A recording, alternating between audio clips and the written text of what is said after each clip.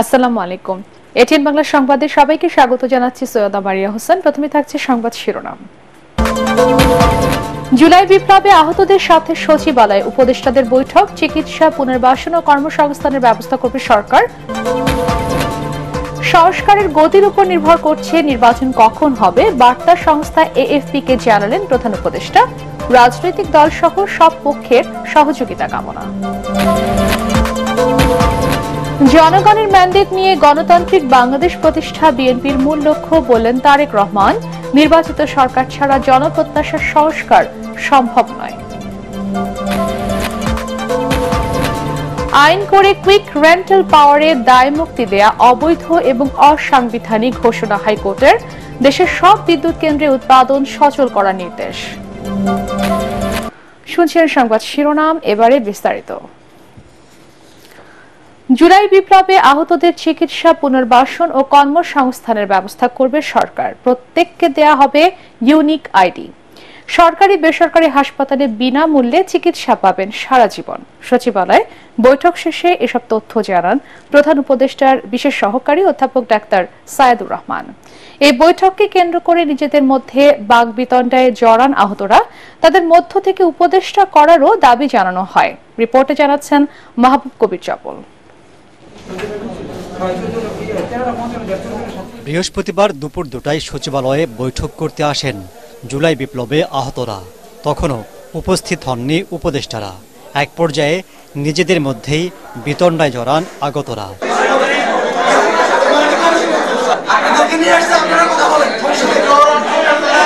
একজন লোক আসছে, ঠিক আছে, উনি নিজেকে সমন্বয়ক দাবি করে, আবার আহতদের সমন্বয়ক আমরা চিনি না, আমরা আমাদেরকে নিয়ে কাজ করে না এবং আমাদেরকে প্রতিনিধিত্ব করে না। একটা ভুল বোঝাবুঝি করে ক্ষেত্রে হয়ে গেছে যে এতে তো সমন্বয়ক না। সমন্বয়ক আমি মিডিয়ার সামনে কথা বলার সময় ওই সময় সমন্বয়ক ছিল। পরে সমন্বয়ক সার্জিস ও হাসনাত আব্দুল্লাহ পরিস্থিতি শান্ত করেন। সে আহত না, এটা লিস্ট কিন্তু একমাত্র সরকারি। সরকার যদি নিশ্চিত করে যে সেও আহত, তখন তো কোনো সমস্যা নেই। 4:30টায় 6 জন উপদেষ্টার সাথে বৈঠকে বসেন ছাত্র জনতার আন্দোলনে আহতরা। 3 মাসেও সুচিকিৎসা না পেয়ে ক্ষোভ জানান তারা। আহতদের মধ্য থেকে উপদেষ্টা করার দাবিও জানান কেউ কেউ। দীর্ঘ বৈঠকের পর বেশ কিছু সিদ্ধান্তের কথা জানান প্রধান উপদেষ্টার বিশেষ সহকারী অধ্যাপক ডাক্তার সায়েদুর রহমান।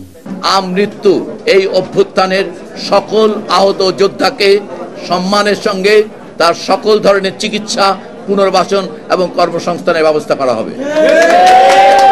প্রতিটি আহত যোদ্ধার একটি ইউনিক আইডি কার্ড থাকবে, যেটি ওনার কার্ড তৈরি হওয়ার পর থেকে সকল ধরনের সুবিধা প্রাপ্তি নিশ্চিত করবে।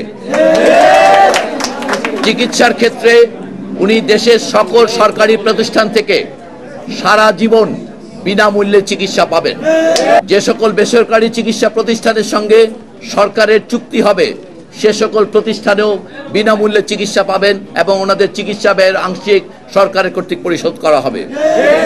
ইতোমধ্যে আপনারা আপনাদের চিকিৎসার জন্য যেই পরিমাণ অর্থ ব্যয় করেছেন, সেগুলো যথাযথ ডকুমেন্টেশন জমা দেওয়ার পর সেগুলো রিইম্বার্স করা হবে, ফেরত দেওয়া হবে।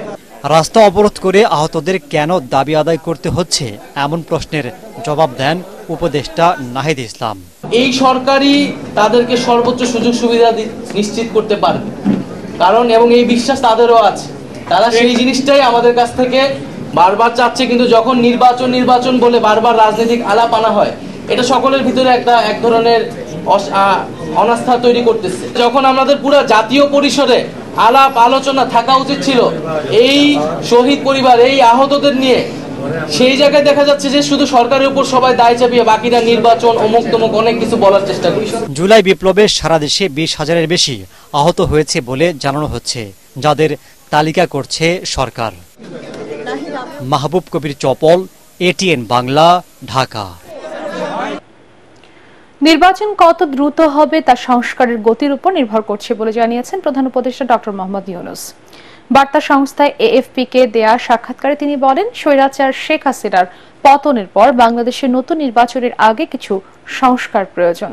আজারবাইজানের রাজধানী বাকুতে COP29 জলবায়ু সম্মেলনের সাইডলাইনে AFP-কে দেয়া সাক্ষাৎকারে প্রধান উপদেষ্টা এসব কথা বলেন। দ্রুতই দেশকে গণতান্ত্রিক ভোটের দিকে নিয়ে যাবেন বলেও আশ্বস্ত করেন তিনি। আরও জানাচ্ছেন ফারহিন ইসলাম টুম্পা।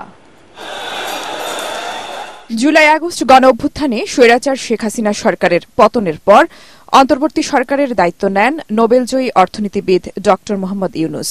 এরপরই রাষ্ট্র সংস্কারের নানা উদ্যোগ নেন তিনি। তবে রাজনৈতিক দলগুলো বিভিন্ন খাতে সংস্কারের পাশাপাশি চাপ দিচ্ছে দ্রুততম সময়ের মধ্যে জাতীয় নির্বাচনের।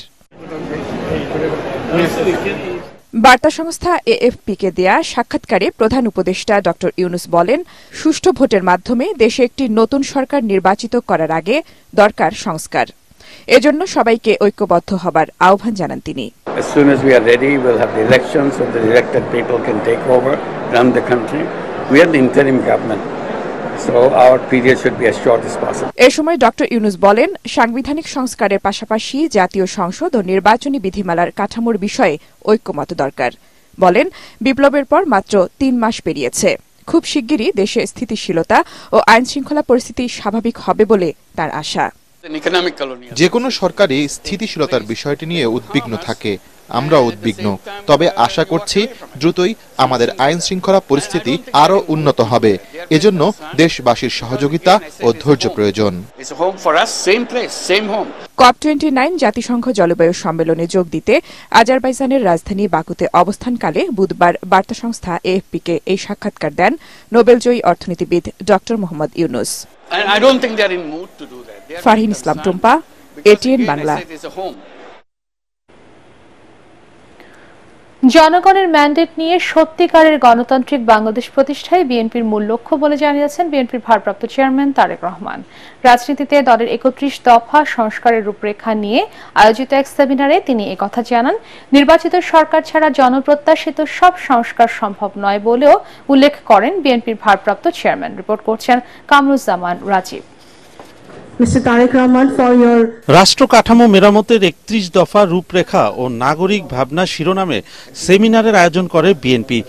লন্ডন থেকে ভার্চুয়ালি সেমিনারে যুক্ত হন বিএনপির ভারপ্রাপ্ত চেয়ারম্যান তারেক রহমান।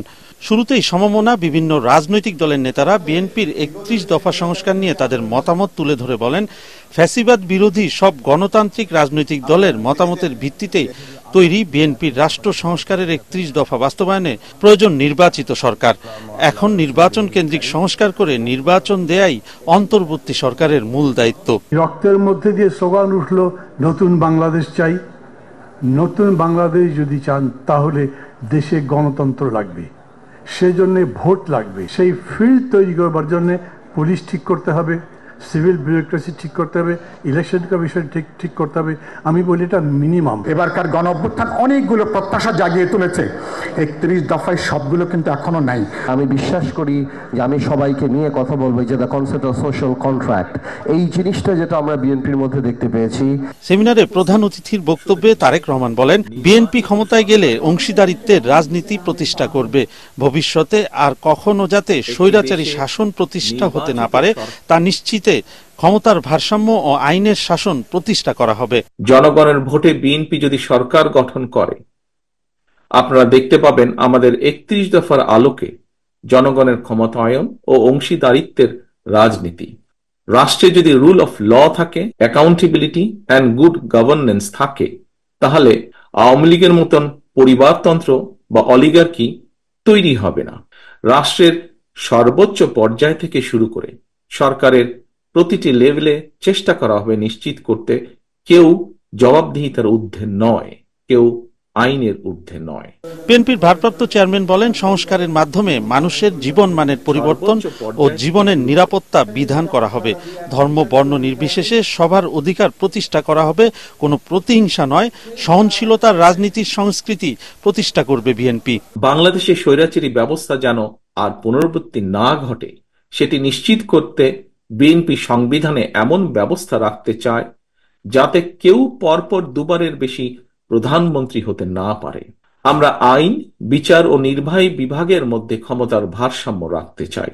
রাষ্ট্র পরিচালনায় সমাজের জ্ঞানী গুণীদের প্রতিনিধিত্ব এবং অংশগ্রহণ নিশ্চিত করতে দ্বিকক্ষ বা বাইক্যামেরাল পার্লামেন্ট সিস্টেম প্রবর্তন করতে চায়। স্বৈরাচার বিরোধী আন্দোলনে যারা অংশ নিয়েছেন তাদের সবাইকে নিয়ে নতুন বাংলাদেশ গঠনে এগিয়ে যাওয়ার প্রত্যয় ব্যক্ত করেন তারেক রহমান। সভাপতির বক্তব্যে বিএনপি মহাসচিব বলেন, ছাত্র জনতার আন্দোলনে নতুন বাংলাদেশ গড়ার যে সুযোগ তৈরি হয়েছে তা এগিয়ে নিতে হবে। আমাদের ঐক্যবদ্ধ প্রচেষ্টায় আমরা সফলতা লাভ করেছি। এই সফলতা তখনই পূর্ণতা পাবে যদি আমরা সত্যিকার অর্থেই একটি লিবারেল ডেমোক্রেসিকে আমরা এস্টাবলিশ করতে পারি। কামরুজ্জামান রাজীব, এটিএন বাংলা, ঢাকা। ফ্যাসিবাদী শেখ হাসিনা পালিয়ে গিয়ে প্রমাণ করেছেন তিনি অপরাধী। শেখ হাসিনার নামে মানবতা বিরোধী অপরাধ ট্রাইব্যুনালে 200-রও বেশি মামলা হয়েছে। যে ট্রাইব্যুনালে মিথ্যে বিচার দিয়ে দলের নেতাদেরকে ফাঁসি দিয়েছেন, সেই ট্রাইব্যুনালেই তার বিচার হবে বলে জানিয়েছেন জামায়াতে ইসলামীর সেক্রেটারি জেনারেল অধ্যাপক মিয়া গোলাম পরওয়ার। বিকেলে খুলনায় মহানগরী শ্রমিক কল্যাণ ফেডারেশনের উদ্যোগে অনুষ্ঠিত সমাবেশে প্রধান অতিথির বক্তব্যে তিনি এসব কথা বলেন। অনুষ্ঠানে সভাপতিত্ব করেন খুলনা মহানগরী শ্রমিক কল্যাণ ফেডারেশনের সভাপতি আজিজুল ইসলাম ফারাজি।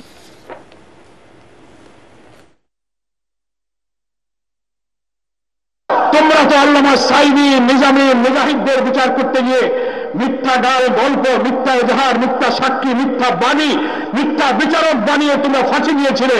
শেখ হাসিনার ফাঁসি দিতে মিথ্যা লাগবে না, সত্য ঘটনা দিয়ে শতবার তাকে ফাঁসি দেওয়া যাবে।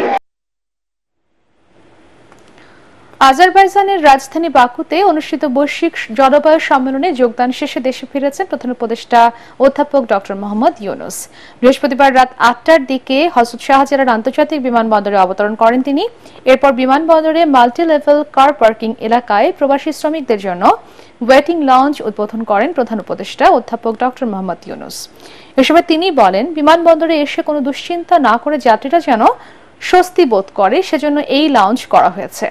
জলবায়ু সম্মেলনে অংশ নিতে গত 11ই নভেম্বর আজারবাইজান সফরে যান ডক্টর মোহাম্মদ ইউনূস। আপনারা স্বস্তি পান এখানে আসলে, আর কিছু চিন্তা করতে হয় না। এবার আমি আর বিমান আমরা আমাদেরকে নিয়ে যাবে যেখানে যাবার, বাকি সব ব্যবস্থা এখান থেকে হবে। কাউকে দুশ্চিন্তার মধ্যে থাকতে হবে না। যোগাযোগ যা করতে হয় এখানে বসে করবেন, এখানে বিমানবন্দরে যে আনুষ্ঠানিকতা আছে যেগুলো করতে হয় সেগুলোও করবেন, যাতে করে সহজে আপনি যান। আমরা মাথার থেকে দুশ্চিন্তার ভারটা তুলে নেওয়া হলো এটার উদ্দেশ্য। গণ অভ্যুত্থানে ভারতে পালিয়ে যাওয়া সাবেক প্রধানমন্ত্রী শেখ হাসিনা যাতে ফোন ও ইন্টারনেটের মাধ্যমে বাংলাদেশের অভ্যন্তরে কোনো বিশৃঙ্খলা সৃষ্টি করতে না পারে সে বিষয়ে ভারতীয় হাইকমিশনকে ব্যবস্থা নেওয়ার আহ্বান জানিয়েছে ঢাকা।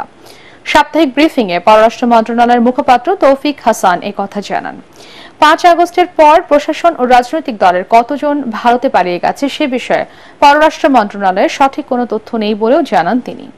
বর্তমানে রাষ্ট্রদূত হিসেবে যাদের নতুন নিয়োগ দেওয়া হচ্ছে তাদের বিষয়ে নেতিবাচক প্রচারণা বন্ধ করার আহ্বান জানান তৌফিক হাসান। ইউএসএইডের প্রশাসক যারা আমরা হয়তো চেষ্টা করে দেখতে পারি, সাবেক প্রধানমন্ত্রী 5 আগস্ট গণ অভ্যুত্থানের সময় ভারতে চলে যাওয়ার পর সেখানকার বিভিন্ন গণমাধ্যমে যে ধারাবাহিকভাবে রাজনৈতিক বিবৃতি বক্তব্য দিচ্ছেন সেটি বাংলাদেশ সরকার ভালোভাবে দেখছে না। সাবেক প্রধানমন্ত্রীকে এ ধরনের বক্তব্য বিবৃতি প্রদান থেকে বিরত রাখার জন্য কিন্তু ভারত সরকারকে আহ্বান জানানো হয়েছে এবং একই সাথে এটি বলা হয়েছে যে আমাদের দুদেশের মধ্যকার যে ঐতিহাসিক সম্পর্ক, পারস্পরিক শ্রদ্ধাবোধ, এটির জন্য আসলে এই ধরনের বক্তব্য প্রদান থেকে তাকে বিরত রাখাটা খুবই জরুরি। গণতান্ত্রিক শাসন ব্যবস্থায় কোনো ব্যক্তির দায় মুক্তির অবকাশ নেই এমন পর্যবেক্ষণ দিয়ে কুইক রেন্টাল আইনে দায় মুক্তির 2টি ধারা অবৈধ ও অসাংবিধানিক ঘোষণা করে রায় দিয়েছে হাইকোর্ট। একই সাথে সরকারি বিদ্যুৎ কেন্দ্রগুলোর উৎপাদন সচল করার নির্দেশ দিয়েছেন বিচারপতি ফারা মাহবুব ও বিচারপতি দেবাশিস রায় চৌধুরীর দ্বৈত বেঞ্চ। রায়ের প্রতিক্রিয়ায় রিটকারীর আইনজীবী বলেন, একচ্ছত্র ক্ষমতা ও সীমাহীন দুর্নীতির সুযোগ তৈরির পাশাপাশি ব্যক্তি ও গোষ্ঠীকে অবৈধ সুবিধা দিতে আইনে দায় মুক্তির বিধান সংযোজন করে আওয়ামী লীগ সরকার। হুমায়ুন চিস্তির রিপোর্ট। বিগত সরকারের সময় অর্থলোপাটের আলোচিত খাত ছিল রেন্টাল ও কুইক রেন্টাল বিদ্যুৎ কেন্দ্র। ক্যাবের তথ্য মতে গেল প্রায় 1.5 দশকে প্রতি বছর ক্যাপাসিটি চার্জের নামে ব্যয় করা হয় 1305 কোটি টাকা। শুধু তাই নয়, সেই অর্থ লোপাটকে বৈধতা দিতে বিতর্কিত আইন করে তৎকালীন সরকার, যা কুইক রেন্টাল আইন নামে পরিচিত। বিদ্যুৎ ও জ্বালানির দ্রুত সরবরাহ বৃদ্ধি আইন 2010-এর 6-2 ধারায় বলা হয়, এই মন্ত্রণালয়ের দায়িত্বপ্রাপ্ত ব্যক্তি তার একক ক্ষমতা বলে চুক্তি করতে পারবেন। আর 9 ধারায় বলা হয়, ওই আইনের অধীনে করা কাজ নিয়ে কোনো আদালতে প্রশ্ন তোলা যাবে না। এমন বাস্তবতায় কুইক রেন্টাল আইনের 2টি ধারা চ্যালেঞ্জ করে করা রিটের প্রেক্ষিতে গত 2 সেপ্টেম্বর রুল জারি করে হাইকোর্ট। শুনানি শেষে ওই আইনের বিতর্কিত 2টি ধারা বাতিল করে উচ্চ আদালত। লুটপাটের বিশেষ বিধান আইন হয়ে গেছে। আদালত এই 6-2-কে অসাংবিধানিক ঘোষণা করেছেন। এই যে এটা কোনো আনলিমিটেড অসীম ক্ষমতা এক ব্যক্তিকে দেওয়া হয়েছে, এইটা একটা প্রজাতন্ত্রে হতে পারে না। আদালতে আপনি যেতে পারবেন না, এটা কোনো এই ইনডেমনিটি কোনো আইন করে দিতে পারে না। তো এই জন্য আদালত বলেছে যে 9 ধারা যেটা আদালতের এখতিয়ার রহিত করেছে, এই ধরনের কোনো আইন সংবিধানের অধীনে হতে পারে না। রায়ে আদালত বলেন, বিগত সরকারের সময়ের চুক্তি পুনর্মূল্যায়ন করতে পারবে সরকার। উদ্যোগ নিতে বলেন সরকারি বিদ্যুৎ কেন্দ্রগুলো সচল ও উৎপাদন বৃদ্ধির। সরকারকে বলেছে যে সরকার দরকার হলে ওদের সাথে চুক্তি পুনর্মূল্যায়ন করতে পারবে। অর্থাৎ ওই চুক্তিগুলি যে বসে থেকে টাকা দিবে, সরকার যদি এটা না চায় তাহলে হয়তো ওই চুক্তির ওই শর্তগুলি সরকার বদলাতে পারবে। এই ক্ষমতাও এই রায়ে সরকারকে বিশেষভাবে দেওয়া হয়েছে। বাতিলও করতে পারবে। আদালত বলেছে যে সরকারের চেষ্টা করা উচিত যে সরকারের মালিকানাধীন বিদ্যুৎ কেন্দ্র যদি বিদ্যুৎ কেন্দ্রগুলি যাতে পূর্ণ উৎপাদনে যায়। 6-2 ধারা মোতাবেক বিগত সময়ে সম্পাদিত চুক্তিতে রাষ্ট্রের স্বার্থ কতটুকু সংরক্ষণ হয়েছে তা খতিয়ে দেখার নির্দেশও দিয়েছে উচ্চ আদালত। হুমায়ুন চিস্তি, এটিএন বাংলা, ঢাকা। উপদেষ্টা পরিষদে মোস্তফা সরওয়ার ফারুকী এবং শেখ বশির উদ্দিনকে কার পরামর্শে কি বিবেচনায় নেওয়া হয়েছে অন্তর্বর্তী সরকারকে তা স্পষ্ট করতে বলেছেন নাগরিক ঐক্যের সভাপতি মাহমুদুর রহমান মান্না। চাপিয়ে না দিয়ে রাজনৈতিক দলগুলোর সঙ্গে আলোচনা করে রাষ্ট্র সংস্কারের তাগিদ দিয়েছেন তিনি। জাতীয় প্রস্তাবে আলোচনা সভায় বিএনপি চেয়ারপারসনের উপদেষ্টা আব্দুস সালাম বলেন, গুরুত্বপূর্ণ যে কোনো সিদ্ধান্ত সব দলের পরামর্শের ভিত্তিতেই নিতে হবে, নইলে সরকার ভুল করবে বলেও সতর্ক করেন তিনি।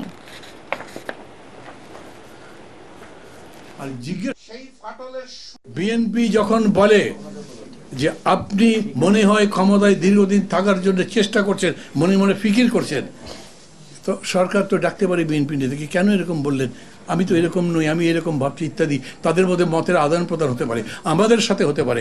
সরকার কারোর সাথে কথা না বলে যদি মনে করেন একা চাপিয়ে দেবেন, আমি কিন্তু কোনো থ্রেট করছি না, আমি বলছি ইতিহাস বলে ওইটা পারবেন না। গুরুত্বপূর্ণ যে কোনো সিদ্ধান্ত নিতে হলে আমি বলবো আন্দোলনকারী সকল রাজনৈতিক দলের সাথে আলোচনা করে যে কোনো সিদ্ধান্ত নেওয়া উচিত, তা না হলে তারা ভুল করবে। দেশে প্রাপ্তবয়স্ক 25% বেশি মানুষ ডায়াবেটিসে আক্রান্ত। এর মধ্যে মাত্র 80 লাখ ডায়াবেটিস রোগী বিভিন্নভাবে চিকিৎসকের শরণাপন্ন হন। তবে 60 থেকে 70% জানে না তিনি এই রোগে আক্রান্ত। বিশ্ব ডায়াবেটিস দিবস উপলক্ষে আয়োজিত সেমিনারে বক্তারা বাংলাদেশ ডায়াবেটিস সমিতির এই জরিপ তুলে ধরেন।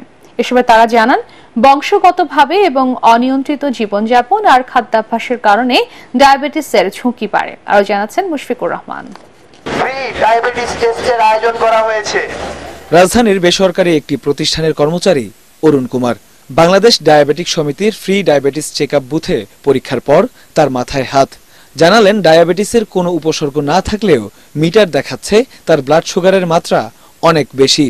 আমি আজকে মাইপে দেখি যে 9.1, কিন্তু আমি জানতাম না যে আমার ডায়াবেটিস আছে কিনা। একইভাবে অনেক তরুণেরও ধরা পড়েছে ডায়াবেটিস। অনেকে জানালেন, এত অল্প বয়সে ডায়াবেটিস হবে তা কল্পনাও করেননি তারা। 7.4 ছিল, বাট আমার কাছে কিছু ফিল হয় নাই, কারণ আমার এর আগেও ডায়াবেটিসের লক্ষণ ছিল না। বেশি হচ্ছে আপনার ইয়াং জেনারেশনেরটা আছে। বিশ্বে ডায়াবেটিস আক্রান্ত মানুষের সংখ্যা প্রায় 54 কোটি। আন্তর্জাতিক ডায়াবেটিস ফেডারেশনের তথ্য মতে বাংলাদেশে বর্তমানে 1.30 লাখ মানুষ ডায়াবেটিস আক্রান্ত। বর্তমান হারে বাড়লে 2045 সালে এর সংখ্যা দাঁড়াবে 2.20 লাখের মতো। ডায়াবেটিস হওয়ার পরেও যদি তারা ধূমপান করতে থাকে, তাহলে ডায়াবেটিস সম্পর্কিত যেসব জটিলতা জানেন আপনারা, হৃদরোগ, স্ট্রোক, গ্যাংগ্রিন, রেটিনোপ্যাথি, নেফ্রোপ্যাথি, এগুলার ঝুঁকি আরো 25% বেড়ে যায়। 2030 সালের মধ্যে 80% ডায়াবেটিস রোগীর রক্তচাপ নিয়ন্ত্রণে রাখা, শতভাগ রোগীর ইনসুলিন নিশ্চিত সহ 5টি লক্ষ্যমাত্রা নির্ধারণ করেছে বাংলাদেশ ডায়াবেটিক সমিতি। টোটাল ডায়াবেটিস যারা আছে তার 50% সবার আওতায় আনতে পারছে, আবার যাদের ডিটেক্ট করেছি তার 50%-এর বেশি ফুল কন্ট্রোল নাই। ডায়াবেটিস প্রতিরোধ ও নিয়ন্ত্রণে নিয়মিত রক্ত পরীক্ষা, অতিরিক্ত ফাস্টফুড এবং চর্বিযুক্ত খাবার না খেয়ে শারীরিক পরিশ্রমের পরামর্শ বিশেষজ্ঞদের। বহু রোগের উৎস মহামারী ডায়াবেটিস একজন ব্যক্তির অঙ্গ প্রত্যঙ্গকে এমনভাবে বিকল করে দিতে থাকে যেটা সেই ডায়াবেটিসের রোগী নিজেরা অনেক সময় বুঝতে পারেন না। বিশেষজ্ঞরা বলছেন সম্পূর্ণরূপে প্রতিকার সম্ভব না হলেও ডাক্তারের পরামর্শ অনুযায়ী নিয়ম মেনে চললেই অনেকটা স্বাভাবিক জীবনযাপন করতে পারবেন এর রোগীরা। মুশফিকুর রহমান, এটিএন বাংলা, ঢাকা। কক্সবাজারের সি-মার্ক হ্যাচারিতে শুরু হয়েছে উচ্চ ফলনশীল ভেনামি চিংড়ির বাণিজ্যিক আহরণ, যা দেশের চিংড়ি শিল্পে নতুন সম্ভাবনার দ্বার উন্মোচন করছে। প্রতি হেক্টরে 80 টনের বেশি উৎপাদন হওয়ায় এ পদ্ধতিকে দেশের চাহিদা পূরণ এবং চিংড়ি রপ্তানির ক্ষেত্রে গুরুত্বপূর্ণ মাইল ফলক হিসেবে দেখছেন বিশেষজ্ঞরা। যুক্তরাষ্ট্রের নবনির্বাচিত প্রেসিডেন্ট ডোনাল্ড ট্রাম্পের সঙ্গে বৈঠক করেছেন মার্কিন প্রেসিডেন্ট জো বাইডেন। স্থানীয় সময় বুধবার হোয়াইট হাউসে এই বৈঠকটি অনুষ্ঠিত হয়। বিভিন্ন নীতি নিয়ে মতবিরোধ সত্ত্বেও দীর্ঘদিনের রাজনৈতিক এই দুই প্রতিদ্বন্দ্বী ক্ষমতার মসৃণ হস্তান্তর নিশ্চিত করতে বৈঠকে ইউক্রেন ও মধ্যপ্রাচ্য ইস্যুতে আলোচনা করেন। হোয়াইট হাউসের মুখপাত্র কারেন জন-পিয়েরে জানান, আমেরিকান জাতি ও বিশ্ব যেসব গুরুত্বপূর্ণ জাতীয় নিরাপত্তা এবং অভ্যন্তরীণ নীতি সংক্রান্ত সমস্যার সম্মুখীন হয়েছে সেগুলো নিয়ে উভয় নেতা আলোচনা করেন। তাদের মধ্যে প্রায় 2 ঘন্টার বৈঠক হয় বলে জানান তিনি। এ পর্যায়ে পার্টিস খেলার খবর।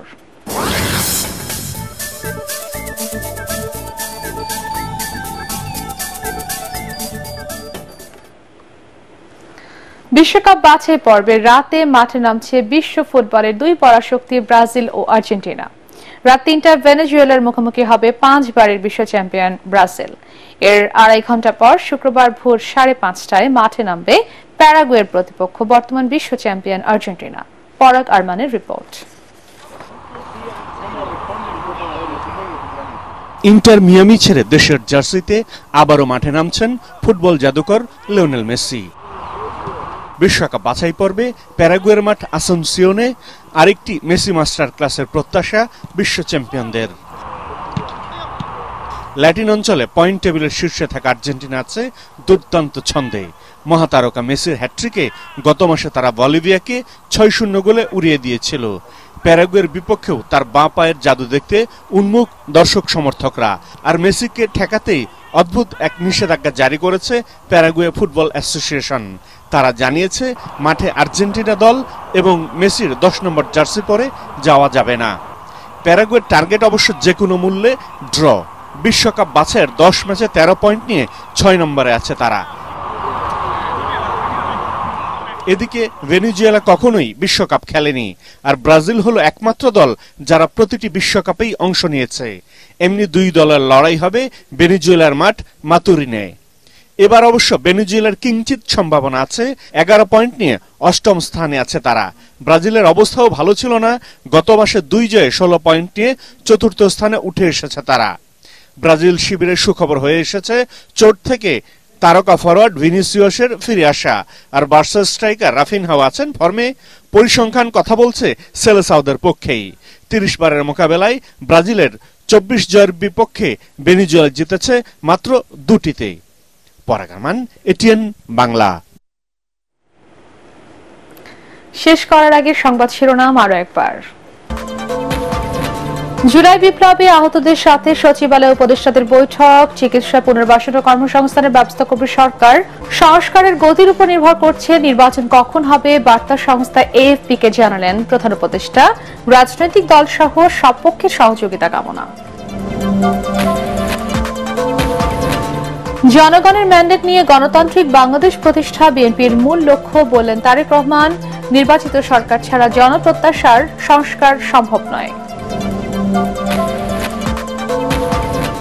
আইন করে কুইক রেন্টাল পাওয়ারের দায় মুক্তি দেয়া অবৈধ এবং অসাংবিধানিক ঘোষণা হাইকোর্টের। দেশের সব বিদ্যুৎ কেন্দ্রে উৎপাদন সচল করার নির্দেশ। পরবর্তী সংবাদ দেখার আমন্ত্রণ জানিয়ে এখনকার মতো শেষ করছি। এটিএন বাংলার সংবাদ ইউটিউবে দেখতে ব্রাউজ করুন youtube.com/এটিএন বাংলা নিউজ। ধন্যবাদ সবাইকে।